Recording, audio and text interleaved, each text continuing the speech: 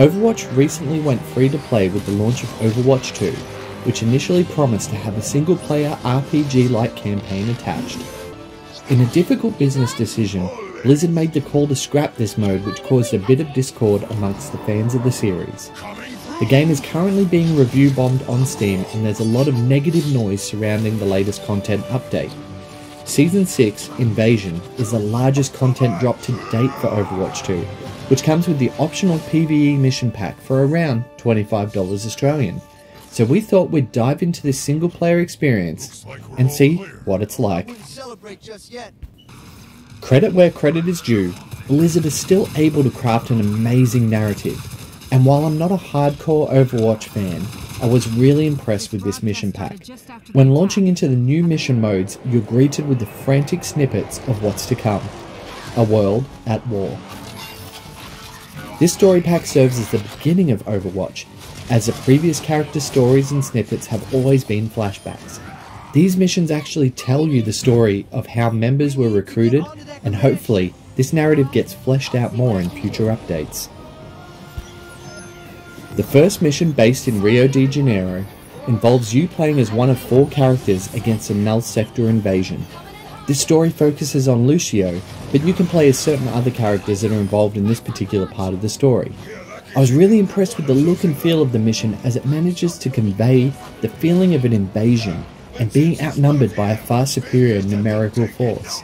There are boss fights, giant assault frigates, and daring escapes that excite.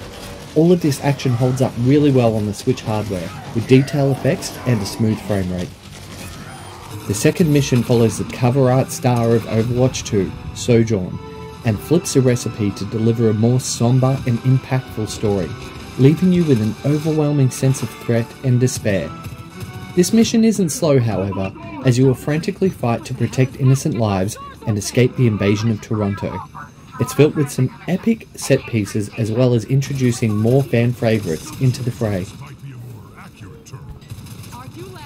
The third and final mission focuses on Torbjorn, and features a war on a grand scale as you fight to repel the invasive forces around Torbjorn's home base. Amidst the giant mech battles and deploying of turrets, there's a sentimental undertone that shows players what's at stake for these characters, and dives deeper into their motivations for either joining Overwatch or turning their back on it. The completion of all 3 missions unlocks a great skin for Sojourn, and also sets up something much larger, which I won't spoil here. Sure, gamers may lament over the fact that we won't have a single player RPG that was initially promised, but what we did get in this package is a great start, and one I hope they continue with. These 3 story missions expand on the world of Overwatch, and I'm really invested now. I feel the price is reasonable, especially since the base game is free to play, and as a casual Overwatch player, I acknowledge that I wasn't really invested in the promises of Overwatch 2 at launch, so I feel it's best not to comment there. Instead, I will comment on what this pack is, an engrossing and action-packed addition to a great game that makes me care a lot more about the motivations of characters involved. The lovingly crafted cutscenes, the narrative of the story, and the well-placed levels flesh out the characters' motivations and give players a deeper look into the world of Overwatch. If you enjoy Overwatch, even casually, then this pack will surely be worth your attention, and if you're a fan, it's essential.